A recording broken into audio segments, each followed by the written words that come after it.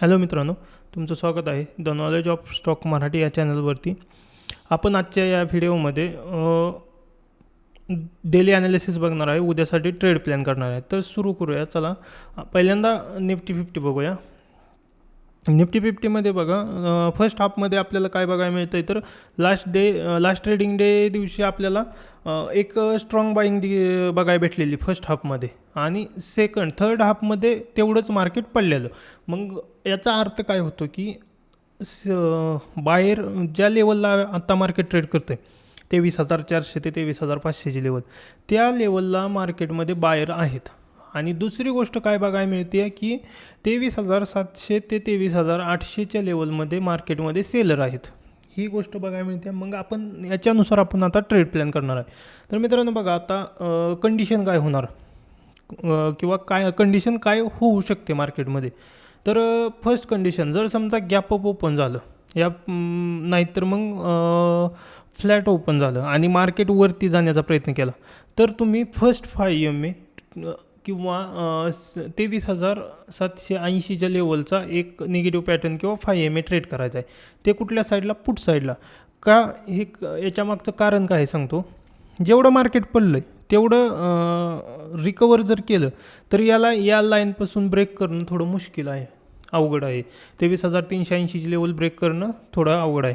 मग आपण या लेवलला आपण एक 5 EMA ट्रेड करू शकतो. हे इथून मार्केट ब्रेक पण करू शकतं, पण जास्त प्रॉबॅबिलिटी थोडी मार्केट इथून रिव्हर्स येण्याची आहे किंवा इथं साईडवेज जाण्याची आहे.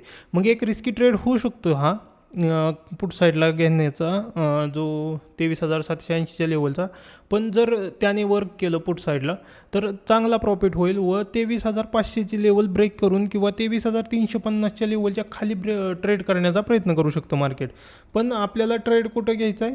एक तर 23,780च्या लेवलला, तिथून 23,570 पासून 23,700च्या लेवलच्या मध्ये कुठेही आपल्याला 5 EMA भेटला तर आपण ट्रेड करायचा आहे.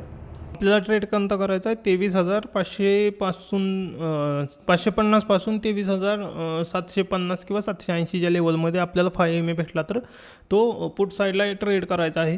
जेणेकरून जर त्याने वर्क गेला तर एक SL जाईल, आणि वर्क केलं तर आपल्याला प्रॉफिट भरपूर भेटेल. हा आपला पुट साईडचा ट्रेड प्लॅन असेल. आणि कॉल साईडला 23,780च्या लेवलच्या वरतीच आपण कॉल साईडला प्लॅन करणार आहे. आणि जरी कॉल साईडला प्लॅन केला तरी आपली क्वांटिटी जी असणार आहे ती कमी असणार आहे, कारण मार्केटमध्ये हेवी सेलिंग अजून पण चालू आहे. त्यामुळं आपण कॉल साईडला थोडा वेट करणार आहे ट्रेडिंगसाठी. लगेच कॉल साईडला ट्रेड प्लॅन करणार नाही. एक कन्फर्मेशन भेटल्यानंतर आपण कॉल साईडला ट्रेड प्लॅन करणार आहे. जरी कॉल साईडला ट्रेड प्लॅन केला तरी क्वांटिटी तुम्ही कमी ठेवून ट्रेड प्लॅन करा. आता सेन्सेक्समध्ये बघूया. सेन्सेक्समध्ये पण सिमिलर, फक्त एक लेवल चेंज होती. चार्ट पॅटर्न सेम राहतो सेन्सेक्सचा पण. सेन्सेक्समध्ये बघा 77,200ची जी लेवल आहे ती इम्पॉर्टंट राहणार आहे. आणि दुसरी लेवल जी आहे ती 76,800 980 ते 800 हा जो एरिया असेल हा इम्पॉर्टंट असणार आहे सपोर्टसाठी.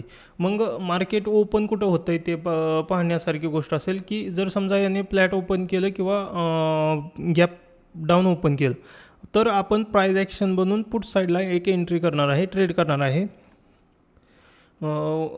सेन्सेक्समध्ये तुम्ही 50 ते 80 पॉईंटचा SL ठेवू शकता व टार्गेट जे आपल्याला आहे ते 1:2 ते 1:3चं तुम्ही ठेवणार आहे सेन्सेक्समध्ये पुट साईडला. पण प्राईज ॲक्शन बघून ट्रेड करायचं आहे. 77,200च्या लेवलच्या खाली जर मार्केट आलं तर प्राईज ॲक्शन बघून पुट साईडला एंट्री करायची आपल्याला. तोपर्यंत 77,200च्या लेवलपर्यंत एक सपोर्ट आहे, त्या लेवलला एक सपोर्ट आहे. ती गोष्ट लक्षात ठेवून आपण ट्रेड करणार आहे. तर हा डेली ॲनालिसिस व्हिडिओ होता.